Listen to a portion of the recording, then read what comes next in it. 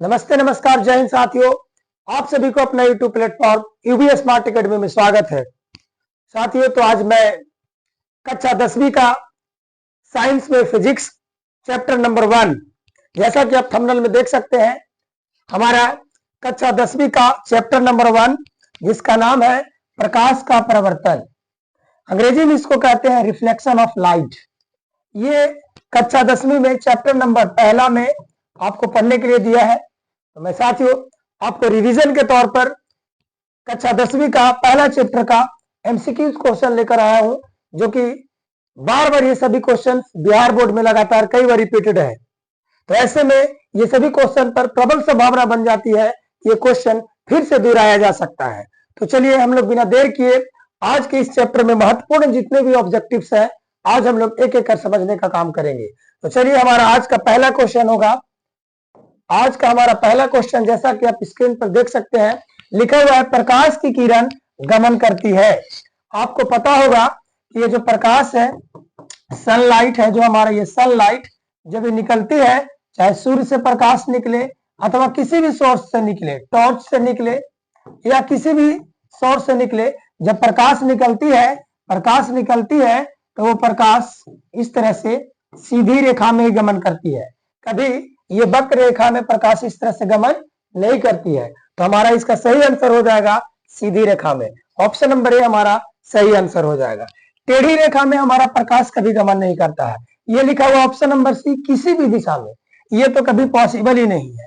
इसलिए ये टेढ़ी रेखा बिल्कुल भी आंसर नहीं होगा। इसका सही आंसर होगा सीधी रेखा में। तो आपसे सवाल पूछेगा कि प्रकाश की किरण किस दिशा में गमन करती है, प्रकाश की किरण किस दिशा में गमन करती है, तो इसका सही आंसर क्या आ जाएगा, सीधी रेखा में। तो चलिए अब आगे हम लोग नेक्स्ट क्वेश्चन की ओर मूव करते हैं। हमारा अगला क्वेश्चन क्या लिखा हुआ है, देख सकते हैं आप। उत्तल दर्पण में बनने वाली छवि कैसी होती है। देखिए, उत्तल दर्पण की अगर बात करें तो देखिए आप इसको कह सकते हैं, ये देखिए आपका ये उत्तल दर्पण हो गया। आखिर कोई आपसे पूछ दे कि आखिर उत्तल दर्पण होता क्या है, तो आप समझ लीजिए कि वैसा दर्पण जिसका प्रवर्तक सतह, ये जो प्रवर्तक सतह है ये उठा हुआ है। ये देख सकते हैं आप, जिस तरह प्रकाश की किरण जाती है उसको हम लोग प्रवर्तक सतह बोलते हैं। तो जिस दर्पण का प्रवर्तक सतह उठा हुआ हो उसको उत्तल दर्पण कहते हैं। ये आपका उत्तल दर्पण हो गया। अंग्रेजी में इसको कहते हैं कॉन्वेक्स मिरर। तो यही आपसे क्वेश्चन पूछ रहा है कि कॉन्वेक्स मिरर में जो छवि बनती है, आई मीन इमेज इसको कह सकते हैं, इमेज प्रतिबिंब जो बनती है वो कैसी होती है। तो मैं आपको बता दूं कि उत्तल दर्पण में जितने भी प्रतिबिंब बनते हैं वो उत्तल दर्पण में प्रतिबिंब हमेशा आभासी और सीधा बनता है। कभी भी आपसे उत्तल दर्पण में कभी भी पूछे कि प्रतिबिंब कैसा बनता है तो हमेशा आभासी और सीधा। अंग्रेजी में इसी को कहते हैं वर्चुअल एंड अपराइट। ठीक है, तो आपका आंसर देख लीजिए, आभासी और सीधा कौन है। लिखा हुआ ऑप्शन ए में हमेशा वास्तविक और उल्टी, जो कि बिल्कुल नहीं होगा। हमेशा आभासी और सीधी, आगे लिखा हुआ कभी आभासी कभी वास्तविक, तो ये भी नहीं होगा। तो हमारा सही आंसर हो जाएगा हमेशा आभासी और सीधा, जो कि मैंने अभी आपको बताया कि उत्तल दर्पण में हमेशा आभासी और सीधा बनता है। इस तरह से आपका ये 3rd नंबर का क्वेश्चन कंप्लीट होता है। चलिए अगला क्वेश्चन लेते हैं हम। अगला क्वेश्चन आप देखिए, स्क्रीन पर लिखा हुआ है कि जब प्रकाश एक माध्यम से दूसरे माध्यम में प्रवेश करता है तो क्या होता है। देखिए, इस चीज को मैं आपको बताता हूं। देखिए, आपका मैं एक मीडियम ले लेता हूं। यहाँ पे आप देख लीजिए, एक माध्यम आपका ये हो गया, एक माध्यम, इसको मान लीजिए हवा ले लेते हैं, और ये दूसरा माध्यम नीचे आप देख सकते हैं ये पानी हो गया। ये आपका दूसरा माध्यम हो गया, ये हो गया आपका पानी। ये दूसरा माध्यम, ये पहला माध्यम। और जब प्रकाश इधर से आएगी, इस माध्यम से, एक माध्यम से आ रही है और ये दूसरे माध्यम में प्रवेश करती है तो क्या होगा। यही क्वेश्चन पूछ रहा है कि जब प्रकाश एक माध्यम से दूसरे माध्यम में प्रवेश करता है तो क्या होता है। मैं आपको बता दूं कि कभी भी प्रकाश की किरण एक माध्यम से दूसरे माध्यम में आएगा तो वो बेंड हो जाता है। अर्थात बेंड कहने का मतलब है कि वो मुड़ जाता है। मुड़ जाता है, मीन्स इसी को कह सकते हैं अपवर्तित होना, अपवर्तन होना, है ना। ये मुड़ जाता है जब माध्यम उसका चेंज होता है, चाहे हवा से पानी में जाए, पानी से हवा में जाए, कांच से हवा में जाए, हवा से कांच में जाए, यानी माध्यम यदि चेंज होता है तो उसकी दिशा जैसे कि परिवर्तित हो जाती है, अपवर्तन हो जाता है। तो इसका सही आंसर हो जाएगा, देखिए परिवर्तन तो होगा नहीं, है ना, अपवर्तन यहाँ पे इसका सही आंसर हो जाएगा कि जब प्रकाश एक माध्यम से दूसरे माध्यम में जब प्रवेश करता है तो क्या होता है, उसका अपवर्तन होता है। इसका सही आंसर हो गया। ठीक है, चलिए हम लोग आगे बढ़ते हैं। अगला प्रश्न हमारा है, अगला प्रश्न है कि अपवर्तन का नियम क्या कहता है। ये जो अपवर्तन का नियम है, कह रहा है कि अपवर्तन का नियम वो हमको क्या बताता है। तो अभी अभी मैंने बताया, जरा सा प्रॉब्लम आ जा रहा है, इस अपवर्तन का नियम हमको क्या कहता है, जरा सा प्रॉब्लम आ रहा है। हाँ साथियों, हमारा नेक्स्ट क्वेश्चन है क्या कि अपवर्तन का नियम क्या कहता है। देखिए अपवर्तन का नियम अभी अभी मैंने बताया कि ये देखिए, पहला आपको मैं यहाँ पे माध्यम समझा दे रहा हूँ। ये देखिए, ये आपका इधर लेते हैं एक माध्यम, है ना, माध्यम दो को लिया जाता है जिसको एक कहते हम लोग सघन माध्यम, एक होता है सघन माध्यम और दूसरा होता है विरल माध्यम। ये हो गया आपका विरल माध्यम, विरल माध्यम। तो जब प्रकाश की किरण एक माध्यम से, यहाँ हमको ये नहीं पूछ रहा है कि सघन माध्यम से विरल में जाता है तो क्या होता है, विरल से सघन में जाता है तो क्या होता है। अगला क्वेश्चन आएगा तो मैं इसको भी कवर कर लूंगा। हमारा अभी क्वेश्चन है कि अपवर्तन का नियम कहता क्या है। अपवर्तन अभी मैंने बताया कि प्रकाश की किरण एक माध्यम से दूसरी माध्यम में जाएगी तो वह अपवर्तित हो जाती है, अर्थात मुड़ जाती है। तो इसका नियम आखिर क्या कहता है वो पूछ रहा है आपसे। तो मैं आपको बता दूं कि अपवर्तन का नियम कहता है कि इसमें जो आपतन कोण होगा, अर्थात है ना साइन आई, और अपवर्तन कोण साइन आर, है ना, एंगल ऑफ रिफ्लेक्शन और एंगल ऑफ, है ना, साइन आई बटा साइन आर, ये जो होता है वो एक नियतांक होता है, एक स्थिर अनुपात में होता है। अपवर्तन का नियम यही कहता है। तो यहाँ पे लिखा हुआ है कि अपवर्तन का नियम क्या कहता है। तो हमने बताया आपको कि अपवर्तन का नियम कहता है कि जो आपतन कोण है, अर्थात साइन आई इसको बोलते हैं, आपतन कोण जो है, और अपवर्तन कोण एक स्थिर अनुपात में होता है, अर्थात नियतांक होता है। इसी को हम लोग कहते हैं साइन आई बटा sine r is equal to mu, जहां म्यू एक नियतांक है, इसको अंग्रेजी में कहते हैं कांस्टेंट, कांस्टेंट, यानी कि ये आपका नियतांक हो गया। तो आइए हम लोग आंसर की तरफ रुख करते हैं। और हमारा पहला आंसर क्या है, ऑप्शन क्या है कि आपतन कोण परावर्तन कोण के बराबर होता है। ये तो बिल्कुल ऐसा नहीं कहता है, हमने बताया अपवर्तन ऐसा नहीं कहता है कि आपतन कोण परावर्तन के बराबर होता है, कि हमारा ये आंसर गलत हो जाएगा। नेक्स्ट में है कि आपतन कोण, है ना, अपवर्तन कोण, अर्थात कहने का मतलब हुआ कि आपतन कोण इज लेस देन, है ना, अपवर्तन कोण, यानी कि अपवर्तन कोण बड़ा होता है, आपतन कोण छोटा होता है, ऐसा बिल्कुल भी मैंने नहीं बताया। नेक्स्ट लिखा हुआ है कि आपतन कोण अपवर्तन कोण से बड़ा होता है, बिल्कुल भी ये नहीं कहता है। नेक्स्ट है ऑप्शन की आपतन कोण और अपवर्तन कोण, है ना, एक स्थिर अनुपात में होता है, जो कि मैंने भी आपको यही बताया कि आपतन कोण जो होता है वो अपवर्तन कोण का एक निश्चित अनुपात में होता है। तो हमारा सही आंसर हो जाएगा ऑप्शन नंबर डी। तो ऑप्शन नंबर डी जी हमारा करेक्ट आंसर हो जाएगा। तो इस तरह से अपवर्तन का नियम कहता है ऑप्शन नंबर डी सही है। आई होप आप लोगों को समझ में आ रहा होगा। चलिए आगे बढ़ते हैं हम लोग। तो अगला प्रश्न हमारा आ जाएगा, ये देख सकते हैं क्या लिखा हुआ है कि एक समतल दर्पण में बनने वाली छवि होती है। छवि कहने का मतलब अभी अभी मैंने डिस्कस किया था, ये प्रतिबिंब की चर्चा किया जा रहा है, प्रतिबिंब। छवि कहने का सेंस प्रतिबिंब, इमेज, यानी कि चलिए मैं अभी आपको इसके बारे में पूरा डिटेल रूप से बताता हूं। सबसे पहले, है ना, गोलीय दर्पण की अगर बात करें बच्चों, गोलीय दर्पण, तो गोलीय दर्पण मुख्यतः ये दो प्रकार के होते हैं। गोलीय दर्पण ये दो प्रकार के होते हैं, एक होता है उत्तल दर्पण, एक होता है उत्तल दर्पण, और दूसरा होता है प्यारे बच्चों अवतल दर्पण। यही दो प्रकार के हमारा गोलीय दर्पण होता है, ये दो प्रकार के हमारा गोलीय दर्पण हो गया।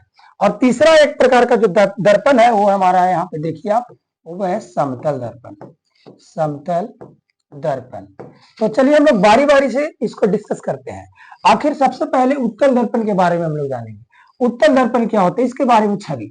तो अभी मैंने इससे पिछले वाले ऑब्जेक्टिव में हम लोगों ने देखा कि उत्तल दर्पण एक ऐसा दर्पण है जो कि किसी भी वस्तु का हमेशा जो है प्रतिबिंब, हमेशा जो इसका छवि बनेगा वो हमेशा आभासी और सीधा बनेगा, हमेशा आभासी और सीधा बनेगा। ये उत्तल दर्पण की कहानी हो गई। उत्तल दर्पण में किसी भी वस्तु का छवि हमेशा आभासी और सीधा बनेगा। लेकिन सवाल आता है कि अवतल दर्पण में क्या बनेगा। तो अवतल दर्पण की अगर बात करें, देखिए प्यारे बच्चे, ये अपना हो जाएगा अवतल दर्पण। ये देखिए आपका अवतल दर्पण हो गया। अंग्रेजी में इसको कहते हैं कॉनकेव मिरर, कॉनकेव मिरर। ये आपका कॉनकेव मिरर हो गया। ये देखिए केव एक तरह से बना हुआ है, लाइट जैसे कि केव में जा रहा है, गुफा में जा रहा है, तो ये आपका कॉनकेव हो गया। इसको हिंदी में कहेंगे कि वैसा दर्पण जिसका प्रवर्तक सतह धंसा हुआ हो, उसको हम लोग अवतल दर्पण कहेंगे। तो अवतल दर्पण में कैसी छवि बनती है, कैसी प्रतिबिंब बनती है, तो देखिए ध्यान से समझिएगा। इसमें दो छवि बनता है, एक तो हो गया वास्तविक, एक हो गया वास्तविक, और वास्तविक के साथ हमेशा कैसा बनता है साथियों, तो हमेशा बनता है उल्टा।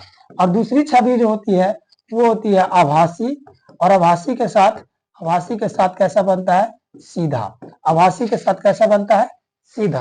तो कहने का मतलब हुआ कि एकलौता एक अवतल ऐसा दर्पण है, एकलौता अवतल ऐसा दर्पण है जो किसी भी वस्तु का वास्तविक और आभासी दोनों प्रकार के प्रतिबिंब को बना सकता है। अर्थात कहने का मतलब हुआ कि अगर ये दर्पण है, दर्पण के वस्तु का प्रतिबिंब अगर दर्पण के सामने अर्थात आगे बनेगा, तो आगे बनने वाले सभी छवियां वास्तविक और उल्टा होगी। लेकिन इस दर्पण के अगर पीछे छवि बनता है, दर्पण के पीछे छवि बनता है, तो वह निश्चित तौर पर आभासी और सीधा बनने वाला है। इस तरह से उत्तल दर्पण और अवतल दर्पण में छवियों की पहचान आप कर सकते हो। रही बात हमारी समतल दर्पण की, तो समतल दर्पण में कैसा प्रतिबिंब बनता है, यही हमारा क्वेश्चन है इसमें कि समतल दर्पण में कैसा छवि बनता है। तो समतल एक ऐसा दर्पण है जो कि हमेशा ये भी आभासी प्रतिबिंब बनाता है, आभासी प्रतिबिंब बनाता है, आभासी। ये पार्श्विक रूप से ये उल्टा होता है, कभी कभी इसको हम लोग पर्दे पर भी प्राप्त कर सकते हैं। इसको हम लोग समतल दर्पण के प्रतिबिंब को हम लोग पर्दे पर प्राप्त कर सकते हैं। समतल एक ऐसा दर्पण है जिसका प्रतिबिंब दर्पण से जितना आगे वस्तु को रखेंगे उसका छवि उतना पीछे बनेगा, जितना आगे रखेंगे उसका छवि उतना पीछे बनेगा। समझ में आ रहा है? तो चलिए हमारा इसका सही आंसर हो जाएगा, है ना, आभासी और सीधा। भी मैंने बात किया कि समतल दर्पण में कैसी प्रतिबिंब बनती है, तो मैंने बता ही दिया कि इसमें वास्तविक बनने का कोई सवाल ही पैदा नहीं होता है ना। तो ये वास्तविक और उल्टा ये हो नहीं सकता। तो हमारा ऑप्शन है आभासी और सीधा। अगला है आभासी और उल्टा। साथ ही एक चीज ध्यान रखना, कभी भी आभासी आ गया ना, तो आभासी के साथ कभी भी उल्टा प्रतिबिंब बनना ये पॉसिबल ही नहीं है। अगर आभासी बनता है तो इसके साथ हमेशा सीधा ही बनेगा, हमेशा सीधा ही बनेगा। तो ऑप्शन नंबर सी तो आपका जाएगा नहीं, और ऑप्शन नंबर बी एक ही बच रहा, बाकी ऑप्शन नंबर डी इनमें से कोई नहीं, ये होगा नहीं। तो आपका सही आंसर हो जाएगा ऑप्शन नंबर बी, आभासी और सीधा। आई होप आपको पूरा समझ में आ रहा होगा। ठीक है, चलिए आगे हम लोग बढ़ते हैं अगले क्वेश्चन की ओर। तो अगला क्वेश्चन हमारा है, देख सकते हैं आप, लिखा हुआ है कि किस प्रकार के दर्पण का उपयोग कारों के साइड मिरर के रूप में किया जाता है। बड़ा इंपॉर्टेंट क्वेश्चन है। बिहार बोर्ड के द्वारा लगभग ये क्वेश्चन हर एक बार उठा लिया जाता है। ऐसे में ये प्रश्न अति महत्वपूर्ण हो जाता है एग्जाम के व्यू से। कहने का सेंस हुआ कि वाहन, जो हम लोग वाहन यूज करते हैं, वो वाहनों के साइड मिरर के रूप में, साइड मिरर जिसको हिंदी में कहते हैं पश्च दृश्य के रूप में हम लोग कौन सा दर्पण का इस्तेमाल करते हैं, तो इसको हम लोग जानते हैं। देखिए सबसे पहले भी हम लोग अगर जानेंगे तो चलिए हम लोग डिटेल रूप से जानते हैं। उत्तल दर्पण का उपयोग के जानते हैं। पहले उत्तल दर्पण का उपयोग, इसका उपयोग क्या है, उत्तल दर्पण का उपयोग आइए समझते हैं इसको। इसका उपयोग को जानने का प्रयास करते हैं। इसका सबसे पहला उपयोग है कि उत्तल दर्पण का उपयोग वाहनों के साइड मिरर के रूप में करते हैं, वाहनों के साइड मिरर के रूप में करते हैं। इसका दूसरा उपयोग है कि देखे होंगे आप लोग गली में लगा हुआ स्ट्रीट लाइट को लगे हुए आप लोग देखे होंगे। तो स्ट्रीट लाइट के रूप में भी हमारा कौन सा दर्पण का उपयोग होता है, उत्तल दर्पण का होता है। कहीं कहीं लिखा मिलता है कि छपाई के छोटे अक्षरों को पढ़ने के लिए उत्तल दर्पण, या कहीं कहीं मेंशन रहता है उत्तल लेंस, उत्तल लेंस इसका इस्तेमाल किया जाता है। तो यहां से आपको पता चल गया होगा कि उत्तल दर्पण का उपयोग कहां करते हैं, तो वाहनों के साइड मिरर के रूप में करते हैं, है ना, स्ट्रीट लाइट के रूप में करते हैं, और छपाई के छोटे अक्षर को पढ़ने के लिए करते हैं। तो हमारा जो प्रश्न था साथियों, वह किस प्रकार का दर्पण का उपयोग कारों के, है ना, साइड मिरर के रूप में किया जाता है। तो किस प्रकार के दर्पण का उपयोग हो जाएगा, समतल दर्पण, ये ऐसा होगा नहीं। दूसरा लिखा हुआ अवतल दर्पण, ये भी नहीं होगा।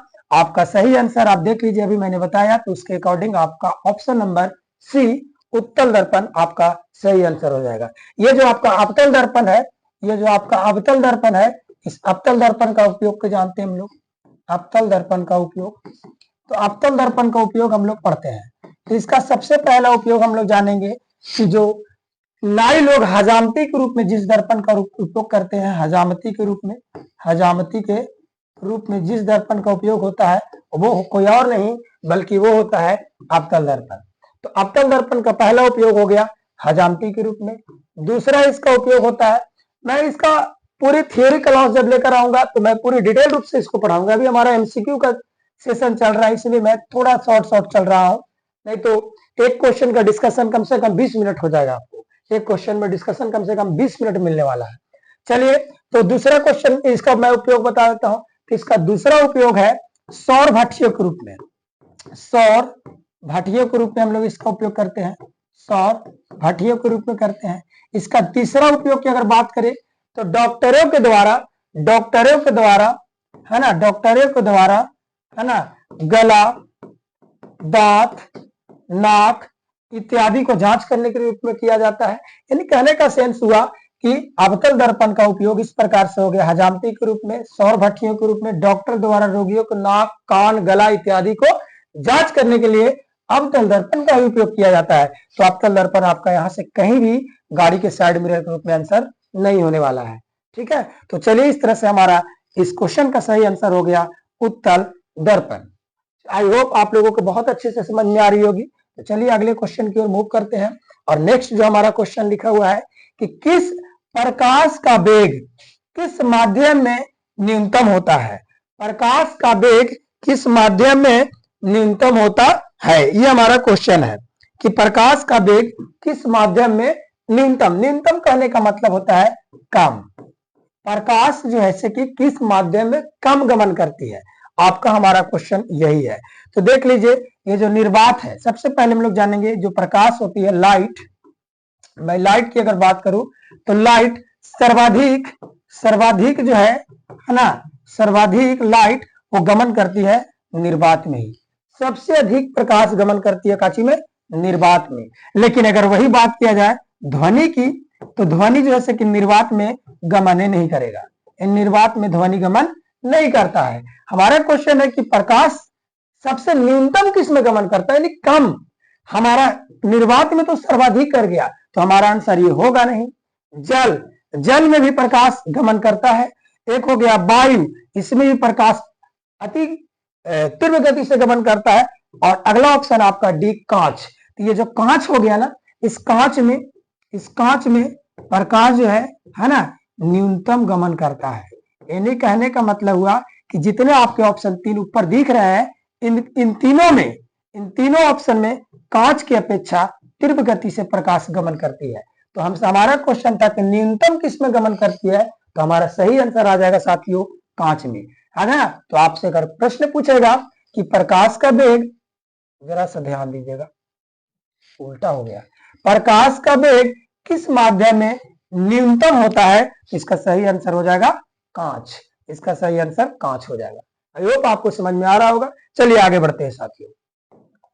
अगला क्वेश्चन है कि जब किसी वस्तु को उत्तल लेंस के फोकस पर रखा जाता है ना, फोकस पर रखा जाता है, तो उसका छवि कहां बनता है। प्यारे बच्चों, ये जो क्वेश्चन है ये आपका पहला चैप्टर का ही है ना, पहला चैप्टर का ये लिखा हुआ है कि उत्तल लेंस में किसी वस्तु को फोकस पर रखा जाए तो इसका प्रतिबिंब कहां बनेगा। तो मैं इसका एक बड़ा ही थ्योरी क्लास बड़ा मजेदार लेकर आऊंगा कि जैसे कि उत्तल लेंस, ये जो आपका हो गया, ये उत्तल लेंस हो गया, उत्तल लेंस में अगर हम वस्तु को, इस उत्तल लेंस में वस्तु को हम लोग फोकस पर रखेंगे तो उसका प्रतिबिंब कहाँ बनेगा, मैं इसको डिटेल रूप से बताऊंगा। वैसे आप अभी जान लीजिए कि यदि उत्तल लेंस वस्तु को फोकस पर रखा जाएगा तो उसका प्रतिबिंब अनंत पर बनेगा।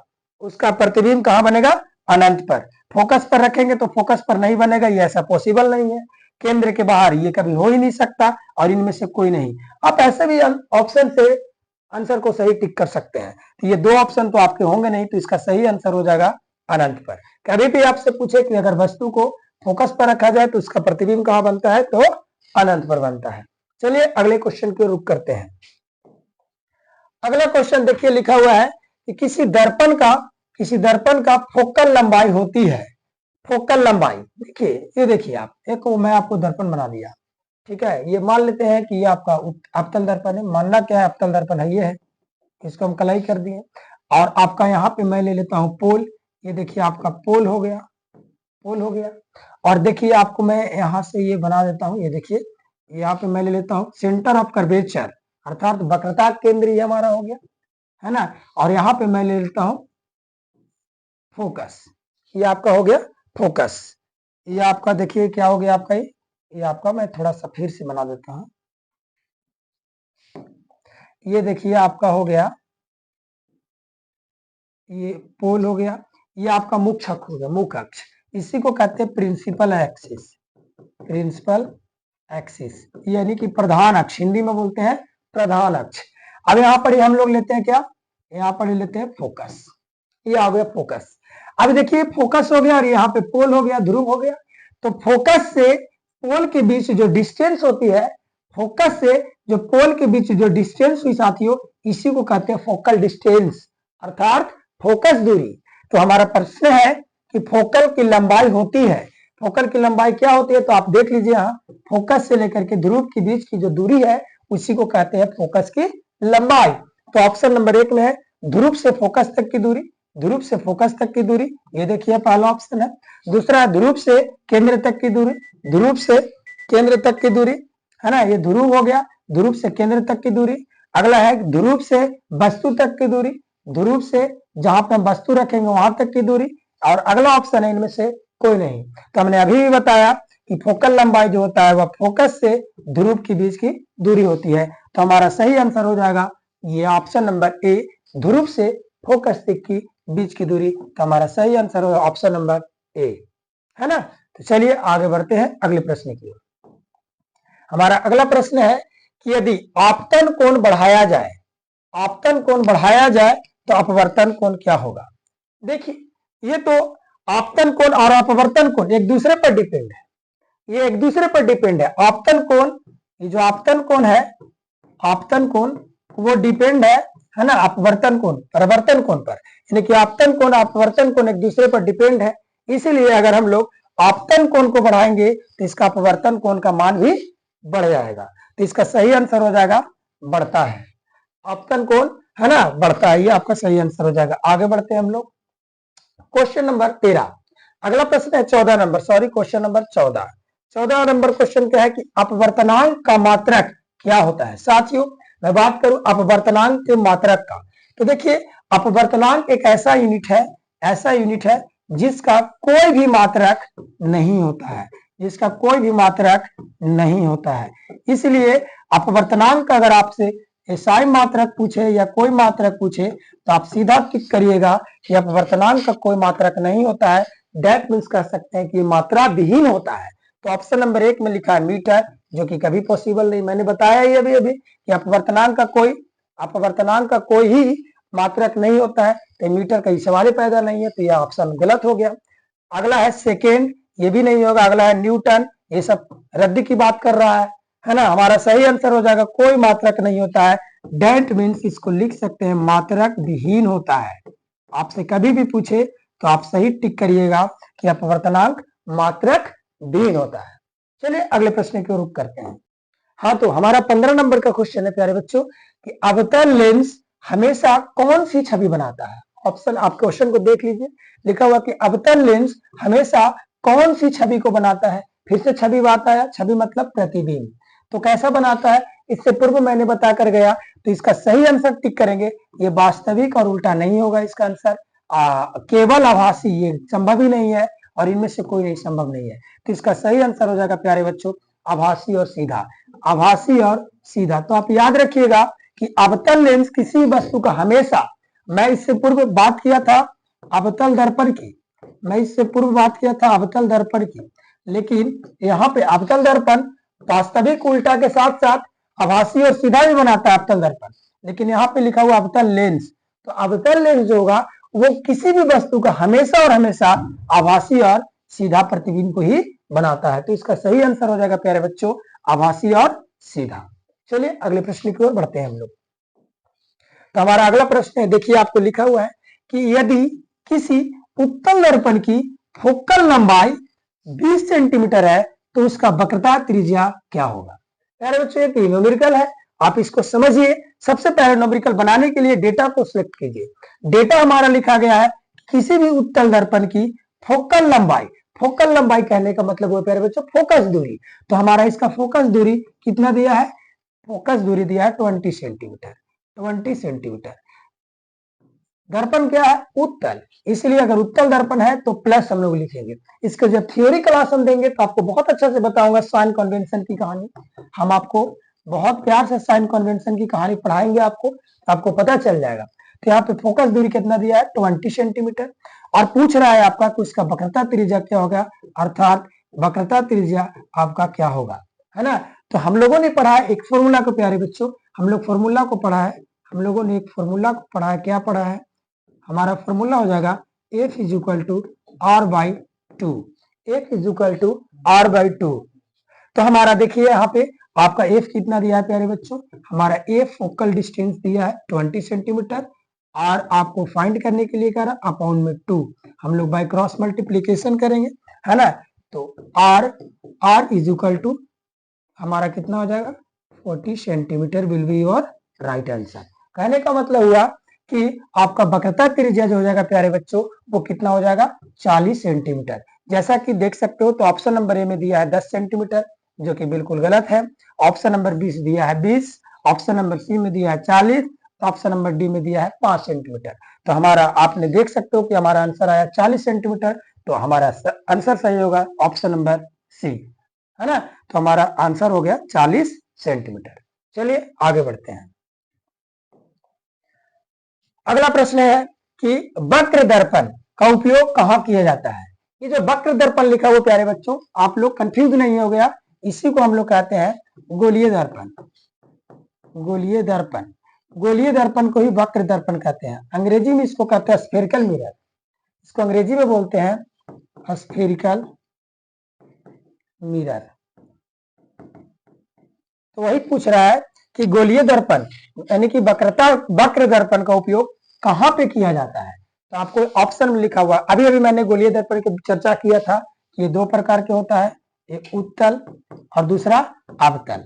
अभी अभी मैंने इसी में बताया आपको कि कुछ अवतल दर्पण का उपयोग बताया, कुछ उत्तल दर्पण का उपयोग बताया। तो वही क्वेश्चन आपसे पूछ गया कि इसका उपयोग कहाँ होता है। ऑप्शन नंबर ए लिखा है टॉर्च में। अभी मैंने बताया था आपको कि अवतल दर्पण का उपयोग टॉर्च में होता है, तो ये भी हो जाएगा आपका सही आंसर। हेडलाइट में, गाड़ी का हेडलाइट, सर्च लाइट, अग्रदीप में भी अवतल दर्पण का उपयोग होता है, तो ऑप्शन नंबर ए भी सही हो गया आपका। अगला लिखा है टेलीस्कोप अर्थात दूरबीन में, तो दूरबीन में भी किया जाता है आपका वक्र दर्पण का उपयोग। यानी कहने का मतलब हुआ कि वक्र दर्पण का उपयोग ऑप्शन के अकॉर्डिंग हम लोग देखें तो टॉर्च में भी होता है, हेडलाइट में भी होता है और दूरबीन में भी होता है। तो इस तरह से अगर देखा जाए तो ऑप्शन नंबर डी आप उपयुक्त में से सभी, तो हमारा सही आंसर हो जाएगा ऑप्शन नंबर डी उपयुक्त सभी, है ना। तो इस तरह से आपका ये क्लियर हुआ क्वेश्चन। अगले क्वेश्चन हमारा है, अगला क्वेश्चन है कि चश्मा में उपयोग किए जाने वाला लेंस कौन सा होता है। देखिए होता क्या है प्यारे बच्चों कि किसी कारणवश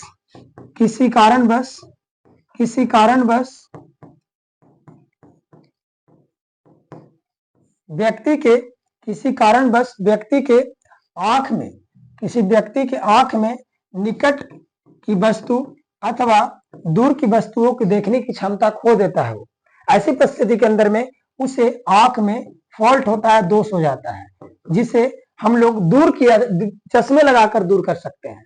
तो कहने का मतलब है कि जो दोष फॉल्ट ये उत्पन्न हुआ ये मुख्यतः दो प्रकार का होता है दोष। एक होता है निकट दृष्टि दोष और दूसरा होता है दूरदृष्टि दोष। दूसरा होता है दूरदृष्टि दोष। तो मैं आपको बता दूं कि निकट दृष्टि दोष अगर हो गया तो चश्मा में देखिए, इसके लिए हम एक ट्रिक बता देते हैं आपको, नाडू। देखिए नाडू, ये ट्रिक को याद रखिएगा। नाडू क्या हो गया, एंस हो गया निकट, निकट दृष्टि दोष। और निकट दृष्टि दोष में कौन सा लेंस, अवतल लेंस। डी फॉर दूर दृष्टि दोष, दूर दृष्टि दोष में यू से हो गया उत्तल, उत्तल लेंस। निकट दृष्टि दोष अगर हो जाएगा व्यक्ति को तो चश्मा में कौन सा दर्पण का, कौन सा लेंस का उपयोग होगा, तो अवतल, अवतल लेंस लगेगा चश्मा में। अब अगर दूरदृष्टि दोष हो गया है, दूरदृष्टि दोष हो गया तो चश्मा में कौन सा लेंस रहेगा, उत्तल लेंस, चश्मा में लगेगा उत्तल लेंस। तो आपको पूछ रहा है कि चश्मा में उपयोग किए जाने वाला कौन सा लेंस है, तो अभी मैंने आपको बताया कि चश्मा में अवतल लेंस भी होता है और उत्तल लेंस भी होता है। तो ऑप्शन नंबर ए में उत्तल लेंस, दो में अवतल लेंस और सी में है दोनों। तो दोनों तो हो गया ना, इसलिए हमारा सही आंसर हो जाएगा उत्तल लेंस और अवतल लेंस दोनों। इस तरह से हमारा 80 नंबर का क्वेश्चन कंप्लीट होता है। हाँ तो प्यारे बच्चों, ये हमारा आज का अंतिम क्वेश्चन है, आज का हमारा ये अंतिम क्वेश्चन है। और मैं आपको बता दूं कि यूट्यूब पर डिस्क्रिप्शन बॉक्स में हमारा टेलीग्राम, इंस्टाग्राम एवं अदर सोशल मीडिया का लिंक उसमें दिया गया है। आप उस पर जाकर के टेलीग्राम को ज्वाइन करके, और टेलीग्राम पे इसका पीडीएफ अवेलेबल है, वहां से आप इस पीडीएफ को देख सकते हैं। तो चलिए, हमारा आज का अंतिम प्रश्न है, यदि किसी अवतल दर्पण के सामने कोई वस्तु को फोकस और वक्रता केंद्र के बीच रखा जाए तो उसकी छवि कैसा बनेगी। ये देख लीजिए, आपका ये अवतल दर्पण हो गया, ये देखिए आपका ये अवतल दर्पण हो गया। और इस अवतल दर्पण में प्यारे बच्चों मैं बात करूं तो यहाँ पे आपका फोकस हो गया, ये आपका फोकस, ये देख सकते हो आप, ये आपका फोकस हो गया, सॉरी ये पोल हो गया, ये आपका फोकस हो गया, ये सेंटर ऑफ कर्वेचर हो गया। तो कह रहा है हमारा क्वेश्चन कि वस्तु को फोकस और वक्रता केंद्र के बीच में रखा जाए। ये देख सकते हैं आप, आपका ये फोकस हो गया, ये आपका वस्तु हो गया।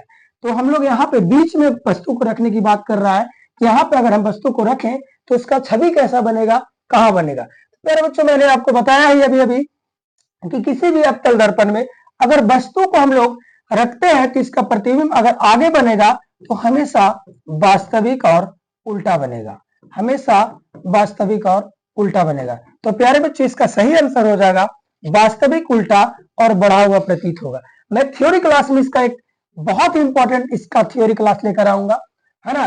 तो आपका आज का सही आंसर ये ऑप्शन नंबर ये हो जाएगा इस क्वेश्चन का, वास्तविक उल्टा और बढ़ा हुआ। बड़ा ही प्यारा ट्रिक से मैं इसको आपको समझाऊंगा।